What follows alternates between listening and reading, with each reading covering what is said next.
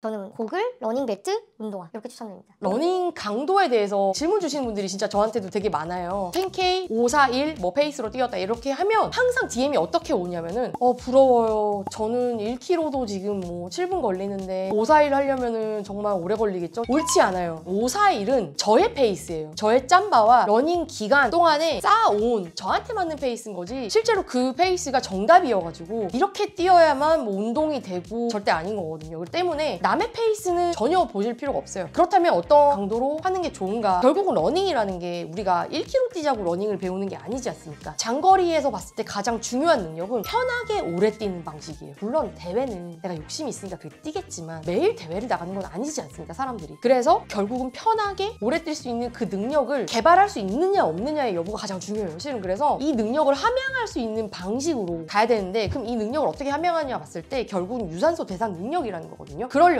내가 막 죽을 것 같지 않고 조금 숨이 차는데 그래도 계속 죽지 않고 달릴 수 있을 것 같다라는 지점이 있단 말이에요. 나름대로. 그 지점을 점점 거리로 따지면 넓게 그리고 속도로 따지면 더 빨리 이렇게 만들어가는 게 중요한 거지. 그 관점에서 1km를 빨리 달리면 당연히 힘들겠지. 근데 좀 천천히 달려봤을 때 달릴만 하다. 그 자기만의 페이스를 잡으시는 게 가장 중요해요. 그래서 거기서 시간을 늘리시는 것도 좋고 거리를 늘리시는 것도 좋은데 요즘 들어서 많은 전문가들 숫자 같은 거를 머릿속에 박지 말아라. 1km, 2km, 뭐 10km 뛴다, 20km 뛴다 박지 말고 페이스도 몇 달려야 된다 박지 말고 그냥 시간으로 잡아라라고 얘기를 하시더라고요. 그러니까 내가 30분 동안 지치지 않고 뛸 수 있는 거리가 어느 정도인지 그 페이스가 어느 정도인지를 확인해보는 방식의 러닝을 추천을 하는데 저 역시 마찬가지예요. 그렇게 해야 유산소성 대사 능력이 진짜 올라가고 부상을 안 당하십니다. 때문에 매일 혹은 주 3, 4회 정도를 되게 어렵지 않게 괜찮은데? 라고 하는 정도를 파악을 하세요. 두 번째로는 아까 말씀드렸다시피 누구는 페이스 530, 뭐 430 전혀 의미가 없습니다. 그렇게 나중에 되실 거예요. 그러니까 그렇게 되시려면 과정을 밟으셔야 되기 때문에 다 잊어버리시고 근거 없는 그런 페이스를 기준으로 절대 삼지 말자. 그래서 첫 번째로 말씀드렸던 나의 어렵지 않게 달릴 수 있는 거리나 시간을 이해하시고 두 번째는 근거 없는 페이스를 절대 머릿속에 박아두지 말 것. 요거 추천드리고 그리고 세 번째 칼로리. 내가 뭐 1시간 뛰었는데 조금 힘들게 뛰었을 때는 500칼로리를 소모했는데 할만한 대로 뛰라 그래서 할만한 대로 뛰었더니 뭐 300밖에 소모를 못했더라. 그럼 이거 운동 안 되는 거 아니냐? 나의 뭐 러닝 능력도 올라가지 않는 거 아니냐라고 말씀하시는 분들 계실 수 있을까 말씀드리면 전혀 아니에요. 유산소성 능력이라는 거는 단지 한 번에 얼마의 칼로리를 소모하는 거에 달려있지 않아요. 내가 정말 힘들지 않게 얼마나 오래 더 빠른 페이스로 뛰느냐와 관련이 있는 부분이기 때문에 그걸 함양하기 위해서는 천천히 올려야 됩니다. 천천히 점진적으로 가부화시키는 게 맞고 때문에 한 회 한 회 운동하는 그 횟수 대비 얼마의 칼로리를 소모하냐 얼마의 거리를 달렸냐 얼마나 빨리 달렸냐 요거는 신경 쓰지 않으시는 거를 추천드리고 요거를 목표로 달리지 마시는 걸 추천드릴게요. 특히 런닝이들일수록 이런 것들을 목표로 달리시면 진짜 이거 200% 부상 옵니다. 그래서 제발 안 하셨으면 좋겠고 꼭 부탁드리겠습니다. 자 그리고 달리시다 보면 천천히 달려도 그날 따라서 뭔가 심박이 너무 빨리 뛰고 너무 힘들어. 그리고 뭔가 발목이 한쪽이 좀 불편한 것 같고 무릎이 살짝 좀 아픈 것 같아. 이런 느낌이 들잖아요. 그러면은 한 조금만 더 뛰어보시고 계속 반복된다거나 좀 힘들면 중단하셔야 돼요. 이게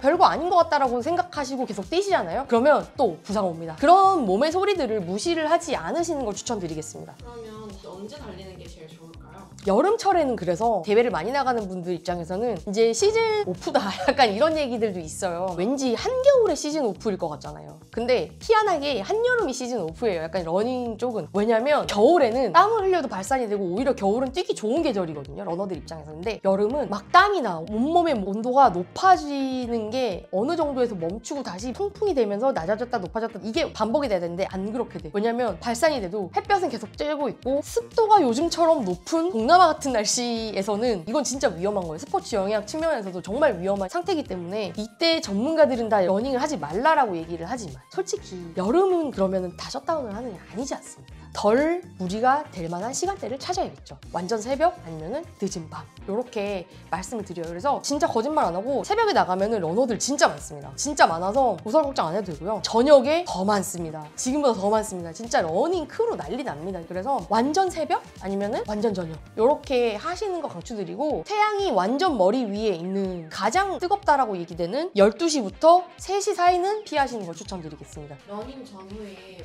밥은 어떻게 먹고 가는 게 운동하는데 불편하지 않을까요? 어느 시간에 달리느냐에 따라 조금 달라질 것 같긴 하는데 실제로 러닝을 하기 2시간, 3시간 전에는 드시는 걸 추천드려요. 물론 풀마라톤이라든지 극단적인 장거리는 좀 예외가 될 수 있지만 기본적으로 우리가 5km에서 10km를 뛴다라고 봤을 때 러닝 뛰기 2시간 안에는 좀 빈속으로 뛰시는 거를 추천을 드리고 그랬을 적에 본인이 뛰는 시간이 뭐 아침이다 그러면 솔직히 공복으로 뛰셔도 돼요. 하프 이상 거리, 뭐 풀마라톤 요것만 아니면 되지 실은 뭐 5km, 10km 정도는 크게 무리가 없기 때문에 괜찮고 점심이나 이럴 때는 이제 그거에 맞춰서 드시면 될 것 같고 저녁 때는 이제 뛰기 2시간 전에는 드시는 걸 추천드립니다. 뛰고 나서는 안 먹는 게 자, 이게 되게 중요한 문제인데 내가 1시간 정도의 운동을 하지 않았어. 그러니까 고강도가 아닌 1시간 정도 이하의 운동을 했다 그러면 솔직히 결국은 글리코겐 소모 문제인 건데 글리코겐의 소모량이 그렇게 많지 않습니다. 때문에 뭐 근손실이라든지 아니면 근육의 피로 회복이 더디다거나 이런 걱정을 할 필요는 없어요. 근데 70분이 넘기 시작하면은 그 부분에 대해서 조금 주의 깊게 들어가 줘야 된다라고 얘기들을 하고 있어요. 그래서 70분이 넘는 장거리의 훈련을 하실 때에는 뛰고 나서 전해질, 스포츠 음료들 많이 있잖아요. 나트륨이나 이런 것들을 섭취할 수 있는 전해질 음료와 더불어 탄수화물을 꼭 보강하여 섭취를 해주셔야 됩니다. 러닝 초보자들한테 마지막으로 해주고 싶은 말씀이 있나요? 저도 몰랐는데 횟수로 따지면 6년 차더라고요, 러닝 짬바가. 근데 누구나 이런 욕심이 생길 거예요. 지금 러닝 하고 싶고 너무 재밌고 되게 잘 달리고 싶고 내친 김에 대회까지 나가고 싶어 이렇게 입문하신 분들이 상당히 많으실 텐데 되게 좋은 거예요. 좋은 건데 그 열망이 크다 보면 어떠한 실수를 하게 되냐면 수치 목표를 세우기가 되게 쉬워요. 오늘은 10K 달려야 되고 531 페이스로 무조건 달려야 되고 뭐 이런 것들에 자기만의 그 가이드들이 점점